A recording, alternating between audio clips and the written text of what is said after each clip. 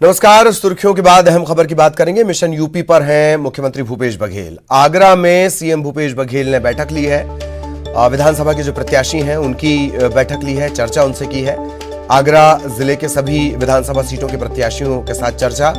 Sector और booth प्रभारी भी इस बैठक में शामिल हुए। भूपेश बघेल ने चुनाव तैयारियों की समीक्षा की और ये कहा कि इस बार के चुनाव परिणाम चौंकाने वाले होंगे।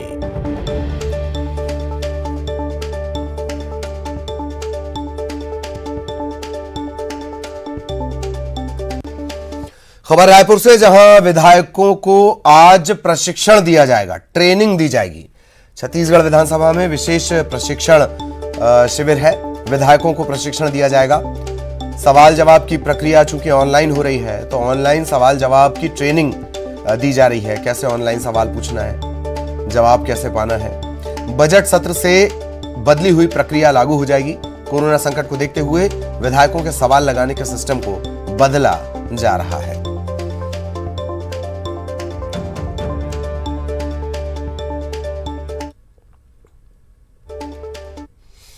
और अब तेज रफ्तार खबरें। दिग्विजय के गढ़ में सीएम शिवराज का आज कार्यक्रम। बूथ विस्तारक कार्यक्रम में होंगे शामिल। बीजेपी कार्यकर्ताओं को संगठन को मजबूत बनाने के टिप्स दिए जाएंगे। देवास में मिले कोरोना के 47 नए मरीज, 54 मरीज हुए स्वस्थ। एक्टिव मरीज 603। आज पीएम आवास योजना के हितग्राहियों को मिलेगी सौगात। सीएम शिवराज जारी करेंगे राशि। 3.5 लाख हितग्राहियों को मिलेगा लाभ। मंत्री ओम प्रकाश सकलेचा हुए कोरोना संक्रमित, ट्वीट कर दी जानकारी। संपर्क में आए लोगों से टेस्ट करवाने की अपील। आज दिल्ली दौरे पर पूर्व सीएम कमलनाथ, पार्टी के बड़े नेताओं से करेंगे मुलाकात। प्रदेश की राजनीति पर हो सकती है चर्चा। ग्वालियर पहुंचे केंद्रीय कृषि मंत्री नरेंद्र सिंह तोमर ने पूर्व राष्ट्रपति हामिद अंसारी के विवादित बयान पर कहा, केंद्र की सरकार सबका विकास सबका विश्वास इस सिद्धांत पर काम कर रही है। गुना सांसद केपी यादव के चिट्ठी लिखने के सवाल पर कहा कि जब उनसे मिलेंगे तो बात करेंगे। मिशन यूपी पर सीएम भूपेश बघेल 3 दिनों तक आगरा मेरठ में करेंगे चुनावी कैंपेन। कांग्रेस की युवा संसद में युवाओं से करेंगे संवाद। बीजेपी में शुरू होगा आज से बैठकों का दौर। 2 दिनों तक होंगी दर्जन भर से ज्यादा बैठकें। आज जिला अध्यक्ष और प्रभारियों की बैठक। रायपुर में आज से देर रात तक लग सकेगा कोविड का टीका। शहीद स्मारक और जिला अस्पताल में रात 10 बजे तक वैक्सीनेशन। कामकाजी और नौकरी पेशा लोगों को मिलेगा फायदा। बालोद में NH 930 पर बालोद धमतरी मुख्य मार्ग में झलमला गांव के पास हादसा। डीजल पेट्रोल से भरा टैंकर पलटा। मामूली रूप से घायल हुआ ड्राइवर। कोंडा गांव में नहीं थम रहा कोरोना। बीते 24 घंटे में 186 कोरोना संक्रमित। सप्ताह भर में एक्टिव मरीजों की संख्या पहुंची 472। 164 कोरोना संक्रमित डिस्चार्ज। जांजगीर चांपा में जुआरियों के अड्डे पर पुलिस की दबिश। जुआ खेलते 9 गिरफ्तार। कब्जे से 74,000 रुपए जब्त। शिवरी नारायण थाना इलाके का मामला। बालोद में छत्तीसगढ़ साहू समाज के प्रदेश अध्यक्ष अर्जुन हिरवानी का निधन। पिछले कुछ समय से चल रहे थे बीमार। विधानसभा के बजट सत्र के बाद छत्तीसगढ़ में हो सकता है मंत्रिमंडल का विस्तार। सीएम भूपेश बघेल ने कहा, बजट सत्र के बाद इस पर किया जाएगा विचार। भोपाल में अभिनेत्री श्वेता तिवारी के खिलाफ FIR दर्ज। धार्मिक भावनाओं को ठेस पहुंचाने का आरोप। मध्य प्रदेश के बिजली उपभोक्ताओं को फिलहाल राहत नहीं, अभी नहीं बढ़ेंगे। मध्यप्रदेश के बिजली उपभोक्ताओं को फौरी राहत, अभी नहीं बढ़ेंगे बिजली के दाम। कंपनियों ने वापस ली टैरिफ से जुड़ी याचिका। बीजापुर में नक्सलियों की बड़ी साजिश नाकाम। 3 स्पाइक होल को सुरक्षा बलों ने हटाया। जवानों को नुकसान पहुंचाने की थी मंशा। शिवपुरी के झांसी तिराहे पर स्थित SBI बैंक के पास खड़ी 2 गाड़ियों में अचानक लगी आग। आग से दोनों गाड़ियां चंद मिनटों में जलकर खाक। फायर ब्रिगेड की टीम ने आग पर पाया काबू। दमोह के पथरिया में 6 लोगों को घायल करने वाले तेंदुए की तलाश जारी। पन्ना टाइगर रिजर्व की टीम ड्रोन कैमरे के लिए रही मदद। रिहायशी इलाके में कई लोगों को तेंदुआ कर चुका है घायल। उज्जैन में बाबा महाकाल मंदिर का 500 करोड़ से होगा कायाकल्प। विजन डॉक्यूमेंट का सीएम के सामने प्रेजेंटेशन। हरी झंडी मिलने के बाद और तेज होगा काम। रायपुर में आज पूरे शहर को नहीं मिलेगा पानी। फिल्टर प्लांट में है 10 घंटे का शटडाउन। जशपुर में नाबालिग का अपहरण और दुष्कर्म का मामला। शादी का झांसा देकर दिया गया वारदात को अंजाम। पुलिस ने आरोपी को कोरबा से किया गिरफ्तार। देवास में माता की टेकरी पर लकड़बग्घे की मौजूदगी की तस्वीरें आई सामने। टेकरी पर बने पानी की टंकी के पास बैठा नजर आया लकड़बग्घा। 3 दिन से मंदिर के आसपास घूम रहा लकड़बग्घा। खंडवा के घासपुरा इलाके में एक शख्स ने आत्महत्या से पहले बनाया वीडियो। उधारी न उतार पाने और पैसों के लिए परेशान करने का लगाया आरोप। नर्मदा पुल का बताया जा रहा वीडियो। कवर्धा में खुलने लगा मौसम। इलाके में पड़ रही कड़ाके की ठंड, सुबह से जम रही उसकी हल्की बूंद। मध्य प्रदेश में अभी और सताएगी सर्दी। कई जिलों में गिरा पारा। पचमढ़ी में न्यूनतम तापमान 1.5 डिग्री सेल्सियस। जशपुर जिले में बीती रात पड़ी कड़ाके की ठंड। न्यूनतम तापमान 3 डिग्री सेल्सियस दर्ज किया गया। पठारी इलाकों में जमी बर्फ की सफेद चादर। रायगढ़ के खरसिया में चोर गिरोह का पर्दाफाश। 2 गैंग के 5 सदस्य गिरफ्तार। भारी मात्रा में सोना, चांदी और विदेशी करेंसी बरामद। 31 जनवरी तक सब कुछ ठीक रहा तो एमपी में स्कूल खोलने पर किया जा सकता है विचार। स्कूल शिक्षा मंत्री इंदर सिंह परमार का बयान। रमन सिंह ने ट्वीट कर छत्तीसगढ़ सरकार पर दिवालिया होने का लगाया आरोप। सीएम भूपेश बघेल ने किया पलटवार। कहा, चिंतित हूं डॉक्टर साहब के कहीं आप स्मृति लोप के शिकार तो नहीं हो गए। छत्तीसगढ़ में किसी को भी पद्म सम्मान न मिलने पर सियासत। सीएम भूपेश बघेल ने कहा, नाम भेजने के बाद भी किसी को नहीं दिया गया पुरस्कार। बिलासपुर के बिलासा देवी केवटिन हवाई अड्डे पर सीएम भूपेश बघेल का कांग्रेस कार्यकर्ताओं ने किया स्वागत। बिलासपुर से गए आगरा। सांसद संतोष पांडेय को फरार घोषित करने पर सियासत तेज। राज्यपाल से मिले बीजेपी के सांसद। राज्यपाल से की सरकार की शिकायत। स्पीकर से भी करेंगे मुलाकात। पद्म सम्मान पर सियासत को लेकर नेता प्रतिपक्ष ने राज्य सरकार पर बोला हमला। कहा, राज्य के हिसाब से तय नहीं होता है कोटा। कवर्धा में झंडा विवाद मामले में नेता प्रतिपक्ष धर्मलाल कौशिक ने पुलिस पर साधा निशाना। कहा, सरकार के इशारे पर काम कर रही है पुलिस। धान खरीदी की तारीख 1 सप्ताह आगे बढ़ाने से विपक्ष नाखुश। बीजेपी ने की मांग, जब तक सभी किसानों की धान खरीदी नहीं होती तब तक खरीदी का काम जारी रहे। दुर्ग पहुंचे मंत्री मोहम्मद अकबर ने धान खरीदी मामले में सरकार का पक्ष रखते हुए बीजेपी पर निशाना साधा। कहा, बीजेपी जबरन बना रही मुद्दा। ज्योतिरादित्य सिंधिया ने इमरती देवी को दिया क्लिनिकल मास्क लगाने का सबक। कहा, कपड़े का मास्क पहनने से नहीं रुकता कोरोना वायरस। 2 दिनों के बलरामपुर दौरे पर पहुंचे मंत्री शिव डहरिया ने की कार्यकर्ताओं से मुलाकात। कलेक्ट्रेट में जिले के अधिकारियों से विकास कार्यों पर चर्चा।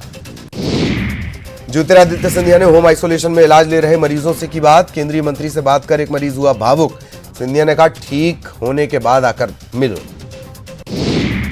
रीवा में लोकायुक्त की टीम ने मैहर में पटवारी को 2000 रुपए की रिश्वत लेते रंगे हाथों गिरफ्तार किया। पटवारी ने जमीन सीमांकन के नाम पर फरियादी से 5000 रुपए की रिश्वत मांगी थी। फरियादी ने लोकायुक्त को इसकी शिकायत की। राजस्व मंत्री जयसिंह अग्रवाल के नेतृत्व में कांग्रेस का एक दल उत्तराखंड रवाना। दूसरी बार प्रचार के लिए हुए रवाना। केंद्रीय मंत्री प्रहलाद पटेल ने छिंदवाड़ा में मसाला पार्क का किया उद्घाटन। सिलवानी के पास मसाला पार्क लंबे समय से था बंद। पार्क शुरू होने से सब्जी उत्पादकों को मिलेगा फायदा। उज्जैन पहुंचे बीजेपी के प्रदेश अध्यक्ष वीडी शर्मा ने की प्रेस कॉन्फ्रेंस। कुल कहा, 65,000 बूथ अध्यक्ष और महामंत्री और बीएलए को दिया जाएगा स्मार्ट कार्ड। बजट पर लोगों के सुझाव लेने पर कांग्रेस की आपत्ति पर वित्त मंत्री का बयान। कहा, बजट को लेकर आम आदमी के साथ खास आदमी सभी दे सकते हैं सुझाव। देवास के नागदा में निजी जमीन से हटाए गए बेजा कब्जे के मामले में पूर्व मंत्री ने कलेक्टर से की मुलाकात। विस्थापितों को जल्द बसाने की मांग। श्वेता तिवारी के बयान का इंदौर में भी विरोध। कलाकारों ने की श्वेता के साथ मंच पर मौजूद लोगों पर भी कार्रवाई की मांग। गरियाबंद में आदिवासी समाज ने फूका पुतला। शिक्षा मंत्री का फूका पुतला। छात्रा की करंट लगने से मौत के मामले में 50 लाख का मांग रहे मुआवजा। धमतरी में बीजेपी महिला मोर्चा ने गैस सिलेंडर लेकर किया प्रदर्शन। प्रदेश सरकार से 500 रुपए में गैस सिलेंडर देने की मांग। राज्य महिला आयोग की अध्यक्ष शोभा ओझा का ट्विटर अकाउंट हैक। अकाउंट वापस करने की एवज में हैकर ने मांगे पैसे। शोभा ओझा ने पुलिस से की शिकायत। उमरिया के कोयलारी में सगाई की रात युवती की हत्या का सनसनीखेज मामला सामने आया। युवती की लाश घर से तकरीबन 100 मीटर की दूरी पर एक खेत में मिली है। मंडला में नेशनल हाईवे 30 के निर्माण के दौरान चट्टान तोड़ने के लिए ब्लास्टिंग से कोडामैली गांव दहला। ब्लास्टिंग की वजह से दर्जन भर घर क्षतिग्रस्त। छत्तीसगढ़ में कोरोना की रफ्तार जारी, 24 घंटे में मिले 4,645 नए मरीज, 19 लोगों की गई जान। दुर्ग में मिले सबसे ज्यादा 893 कोरोना पॉजिटिव। कवर्धा कलेक्टर ने लोगों से की कोरोना का टीका लगवाने की अपील और लोगों से मास्क का इस्तेमाल करने के लिए भी उन्होंने कहा और भीड़ में जाने से बचें, ये बात भी उन्होंने कही। कवर्धा में पशु तस्करी के आरोप में फरार युवक गिरफ्तार, आरोपी बीते 5 महीने से था फरार, मुखबिर की सूचना पर किया गया गिरफ्तार।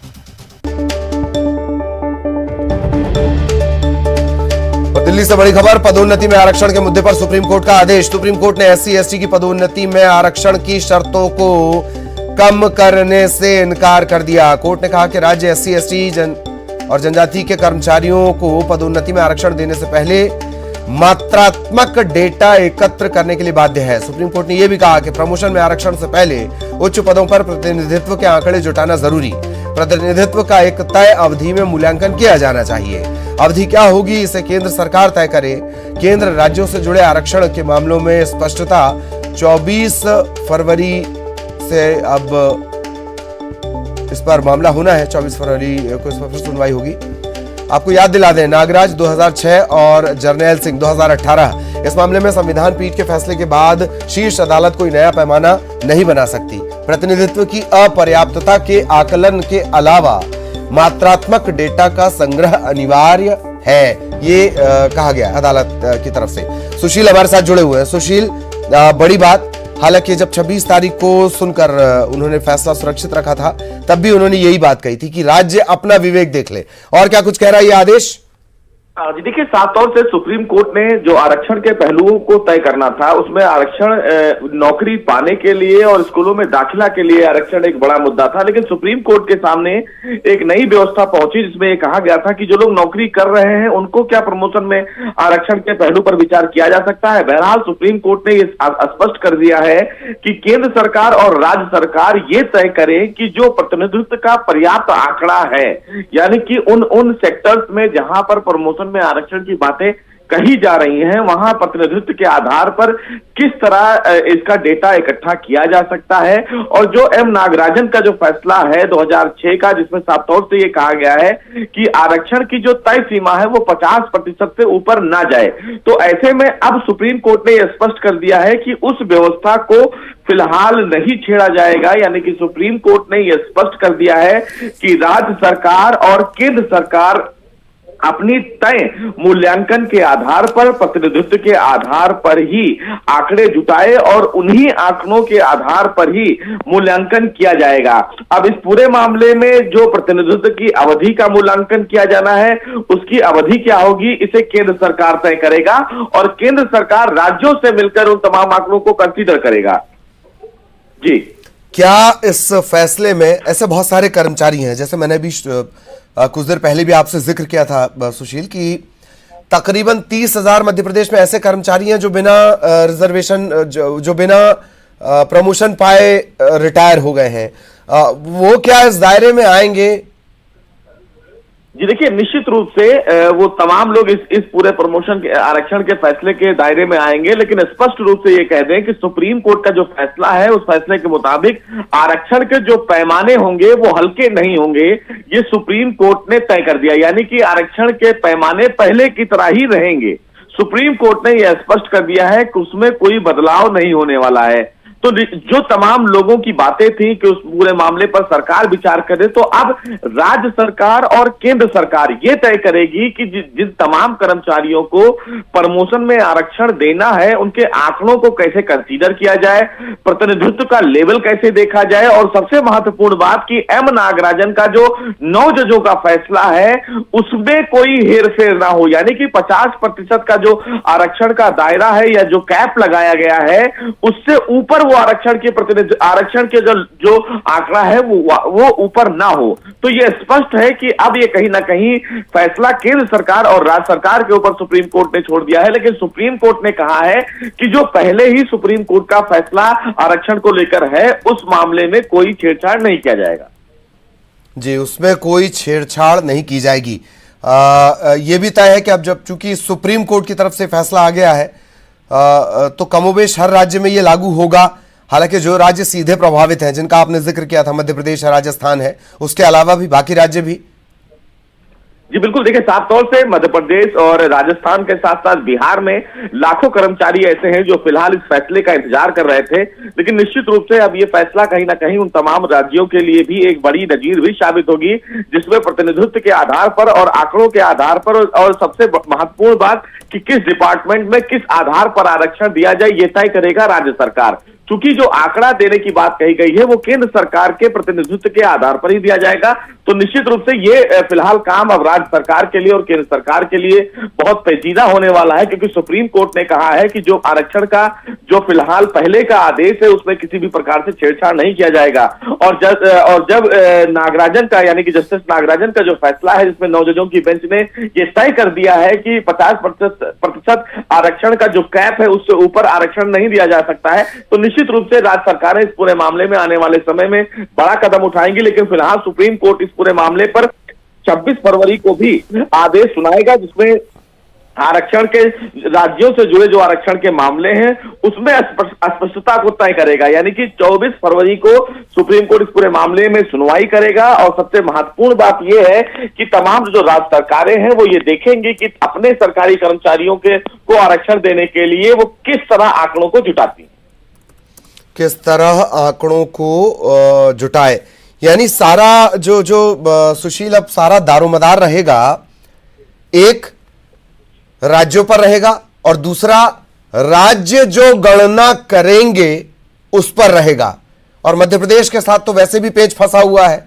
पंचायत चुनाव का मामला हमने देखा, ओबीसी का मामला हमने देखा, और जो आरक्षण की लिमिट है वो 50 से ऊपर जा रही है, तो मध्य प्रदेश के लिए और पेचीदा होने जा रहा है।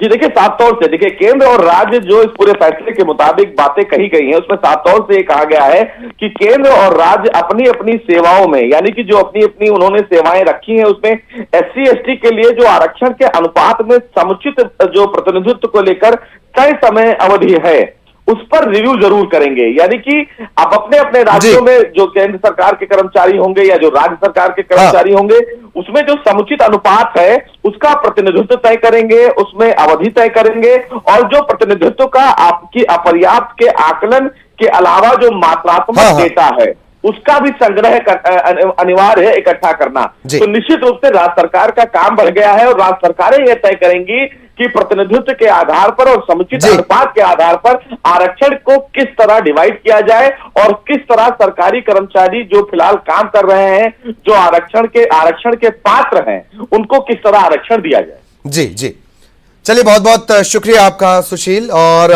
हालांकि इस फैसले को अभी बहुत गहराई से समझना पड़ेगा, किसका क्या असर, इसका कैसा असर कर्मचारियों पर जाएगा, वो इसे अभी समझने की जरूरत है। बहुत बहुत शुक्रिया आपका।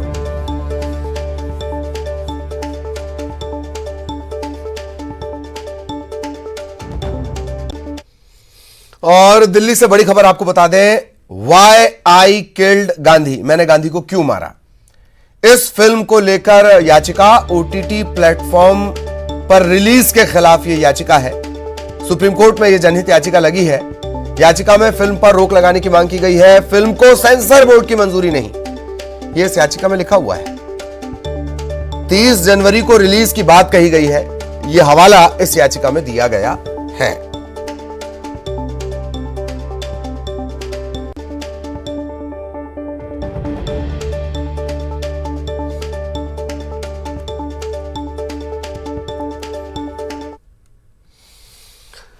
रेलवे NTPC परीक्षा परिणाम को लेकर जो रेलवे बोर्ड ने एक उच्च अधिकार प्राप्त समिति बनाई है, ये एक बड़ी खबर हम आपको बताएंगे, लेकिन एक ब्रेक ले लेते हैं पहले।